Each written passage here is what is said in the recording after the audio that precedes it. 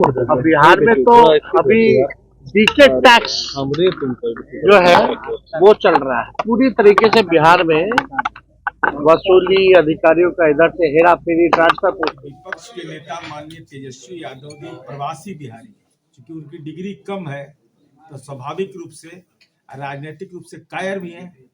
तो हम तो जानना चाहते हैं उन्हीं से कि एक जीटी टैक्स, दबंगई टैक्स, बिहार में चलता था अपहरण टैक्स, एटी, जीटी, एटी और साथ ही साथ आरटी, रंगदारी टैक्स। तेजस्वी यादव अपनी सभाओं में डीके टैक्स और सुपर सीएम की बात करते हैं। हालांकि वे इस टैक्स के फुल फॉर्म को नहीं बता रहे हैं, लेकिन इस बात का वादा करते हैं कि वो जल्दी ही इस टैक्स का रहस्योद्घाटन करेंगे। अब इसके बारे में राजनीतिक गलियारों में माथापच्ची शुरू हो गई है। कभी बिहार में आरसीपी टैक्स की चर्चा जोरों पर थी, जिसको लोगों ने जदयू के तत्कालिक राष्ट्रीय अध्यक्ष आरसीपी सिंह से जोड़कर देखा। रामचंद्र प्रसाद सिंह की जगह उनका आरसीपी सिंह नाम ही अधिक प्रचलित है। अब डीके की तलाश में लोग तमाम नेताओं अधिकारियों के नाम में डीके की तलाश कर रहे हैं। डीके से जुड़कर जो नाम बनते हैं उसकी खोज अधिक हो रही है। अब चाहे डीके हो या आरसीपी, दोनों टैक्स की चर्चा के केंद्र में नीतीश कुमार हैं। तेजस्वी यादव यह भी आरोप लगाते हैं कि बिहार में चीफ सेक्रेटरी और डीजीपी की पूछ नहीं होती, सरकार में सिर्फ रिटायर्ड अफसरों की पूछ है। नीतीश कुमार तो लाचार हैं, असल में सरकार 4 लोग चला रहे हैं, इनमें 2 दिल्ली में हैं और 2 बिहार में। भ्रष्टाचार का आलम यह है कि नीतीश के राज में बिना रिश्वत लिए कोई काम नहीं। बिहार में सबसे बड़े पद जो है डीजीपी का हो, मुख्य सचिव का हो, अब केवल ऑर्नामेंटल ही रह गया है। एक होता ना स्टेज पे भी सजा करके रखने का, हम हैं, अब वो भी नहीं रह गया।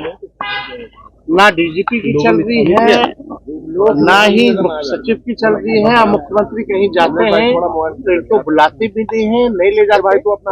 वही रिटायर्ड जो अधिकारी है बराबर में लगाओगे तो वही लोग जो है बिहार चलाने का काम करना। तेजस्वी के इस बयान पर प्रतिक्रिया देते हुए जदयू के प्रवक्ता नीरज कुमार ने उन्हें राजनीतिक रूप से कायर बताया है।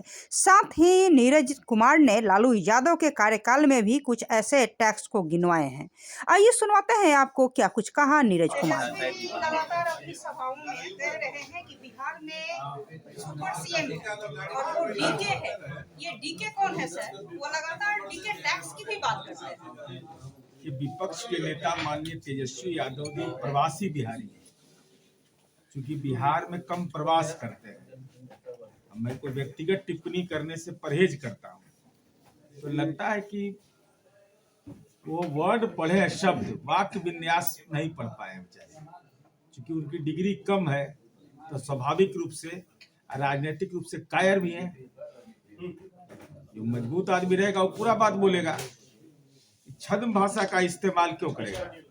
लेकिन स्वाभाविक रूप से माननीय तेजस्वी यादव जी लगातार इस बात को बोल रहे हैं, तो बोलने का उनको तो अधिकार है, लेकिन पात्रता उनमें नहीं है। इस सवाल पर पात्रता नहीं होने का कारण क्या है कि वो विरासत की राजनीति करने वाले लोग हैं। तो जो विरासत की राजनीति करता है उसकी भाषा छद्म होती ही है। तो हम तो जानना चाहते हैं उन्हीं से कि एक जीटी टैक्स, दबंगई टैक्स, बिहार में चलता था अपहरण टैक्स, एटी, जीटी, एटी और साथ ही साथ आरटी, रंगदारी टैक्स। इसके अलावा कुछ और टैक्स राजनीति में चलता है। अब उस टैक्स का नाम है LT tax, TT tax, MT tax, ST tax, RT tax, TT tax, ST tax, हर काम में टैक्स।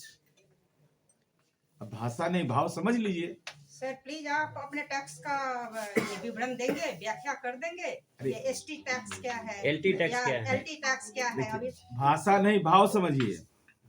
सबसे महत्वपूर्ण है कि इसको बताने की जरूरत तो है नहीं कि अपहरण टैक्स किसको कहते थे बिहार में दबंगई टैक्स किसको कहते थे, रंगदारी टैक्स किसको कहते थे, तो सर्वविदित है। ये सब जो टैक्स है तो राजनीति का टैक्स मैंने बताया। अलग अलग नहीं होता, देवता होते हैं तो अलग अलग पिंडा को प्रणाम करिए, टैक्स देते चले जाइए। यानी कि आपके कहने अनुसार मल्टी विंडो टैक्स का चलता था, वो तो 3 टैक्स था। यही तो 7-8 को टैक्स का नाम बता दिए जो मल्टी विंडो वाला आप बता रहे हैं। ये टैक्स अभी भी चल रहा है सर? ये तो जरूर, ये तो पूछ लीजिए। ये तो ईडी सीबीआई 9 रत्न बनाया कहाँ से? ये 9 रत्न जो बने हैं सब में नाम देख लीजिए। अभी एगो नया जुड़े हैं आलोक मेहता जी, इसमें सुभाष यादव हैं, बालू वाले, अरुण यादव हैं, शंभू यादव हैं, बालू वाले विधायक है, उनके यहाँ भी है। बहुत सारे लोग हैं इसमें, तो बहुत सारे लोग शामिल हैं। 9 रत्न है लालू जी का।